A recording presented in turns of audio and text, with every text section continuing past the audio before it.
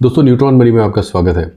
इस वीडियो में हम बात करने जा रहे हैं एक बहुत इंपॉर्टेंट स्टॉक की, जिसका नाम अशोक लेलैंड है।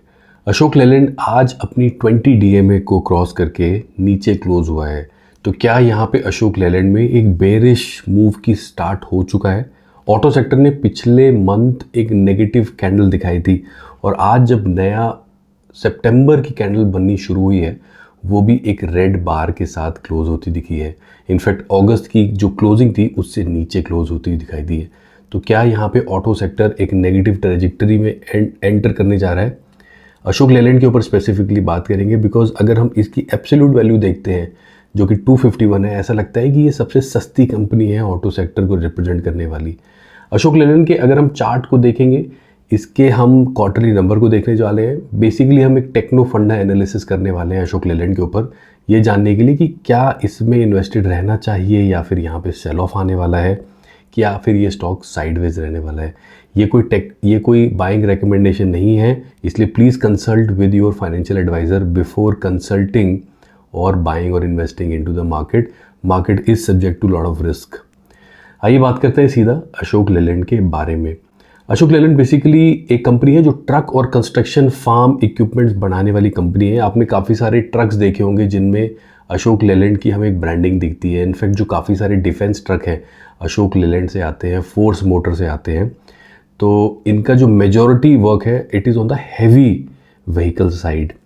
अगर इसके चार्ट पे नज़र डालें तो आप देख सकते हैं कि चार्ट पिछले इस पूरे साल इसमें एक बुलिश हमें ट्रेंड दिखा है। इनफैक्ट जनवरी में ये लगभग 190 के आसपास था और वहाँ से एक साइडवेज मूव दिखाया इसने अप्रैल एंड तक, बट मई के बाद इसमें एक बुल ट्रेंड आता हुआ दिखाई दिया और मई की शुरुआत में इसकी 20 डीएमए ने 90 डीएमए को क्रॉस किया। तब से लेके अब तक 20 डीएमए 90 डीएमए के ऊपर मेंटेन कर रही है। इनफैक्ट जब जब स्टॉक प्राइस ने 20 डीएमए के नीचे क्लोजिंग दी है, बार बार इसमें बाइंग आती दिखी और स्टॉक ने मोस्टली जो टाइम है 2024 में अपनी 20 डीएमए के ऊपर ही गुजारा है। बट आज इसमें 20 डीएमए के नीचे क्लोजिंग आती दिखी है। तो क्या ये एक मैक्रो ऑटो सेक्टर में जो रिवर्सल आया है, क्या अशोक लेलैंड भी उसका शिकार होने जा रहा है?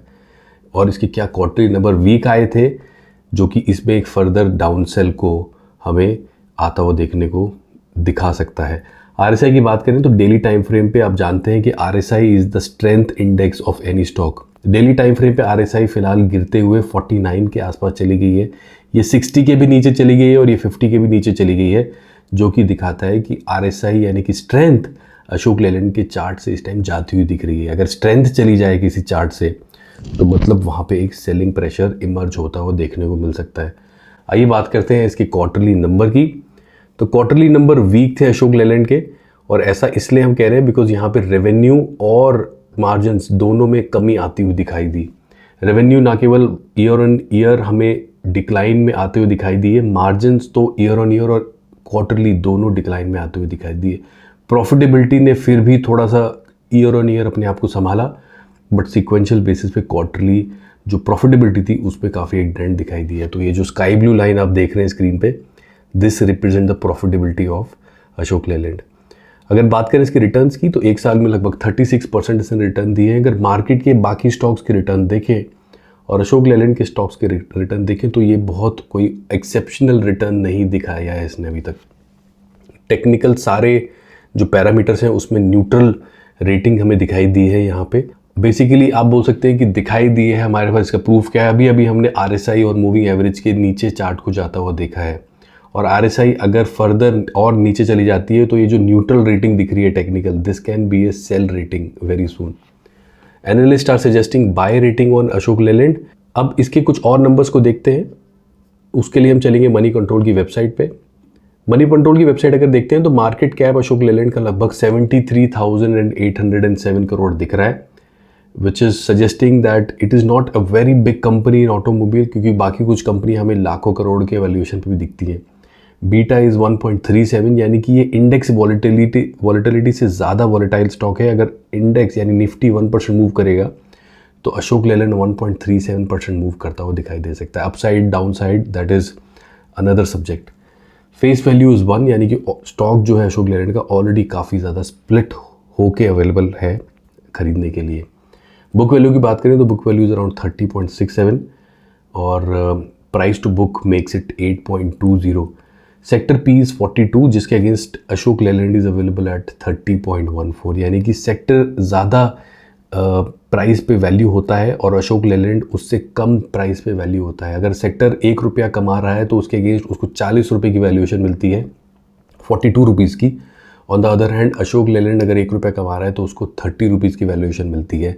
अब इसमें दो चीज़ें पढ़ने को हमको मिलती हैं कि जो इन्वेस्टर है वो अशोक लेलैंड को उतना वैल्यू नहीं करते जितना वो बाकी सेक्टर की कंपनी से करते हैं, या दूसरी चीज़ ऐसे पढ़ सकते हैं कि अशोक लेलैंड में अभी भी वैल्यूएशन कंफर्ट है और यहाँ पे हमें और वैल्यूएशन अपमूव आते हुए देखने को मिल सकते हैं।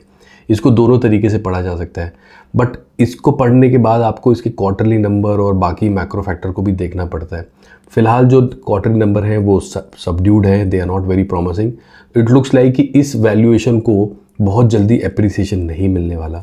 देखते हैं इसकी क्वार्टर जो प्रमोटर होल्डिंग है उस पर एक बार नज़र डालते हैं। प्रमोटर को देखें तो प्रमोटर के पास लगभग 51.53% की होल्डिंग है, FIIs के पास लगभग 22% की होल्डिंग है, DIIs के पास लगभग 14% की होल्डिंग है और जो पब्लिक है दैट होल्ड्स अराउंड 12.24। 51.52 की होल्डिंग प्रमोटर की मेंटेन्ड है, बट यहाँ पे आप एक चीज़ गौर करिए कि प्रमोटर के जो स्टॉक हैं वो प्लेस्ड हैं। लास्ट ईयर तक 19.04% प्लेस थे, अब 22.1% स्टॉक इसका प्लेस्ड दिखाई दे रहा है।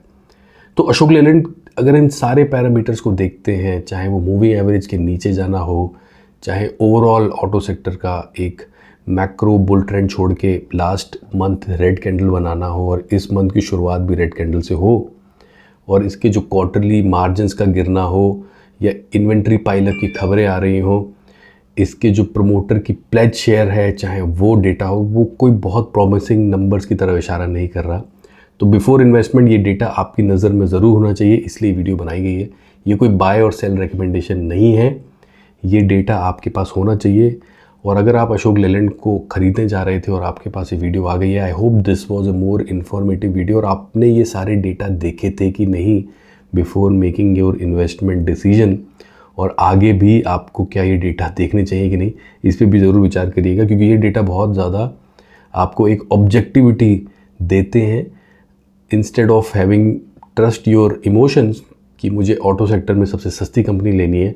हमने ये भी देखा कि 251 का जो स्टॉक वैल्यू है, it is not straight forward 251, उसके पीछे बहुत सी मैथ्स है, उसके पीछे बहुत सा एक मैथमेटिक्स है और लॉजिक है जो इसको सस्ता या महंगा बनाती है। तो दोस्तों इसी के साथ ये एनालिसिस ख़त्म होता है। Thank you so much for watching this video. ऐसी और वीडियो देखने के लिए चैनल को सब्सक्राइब करें।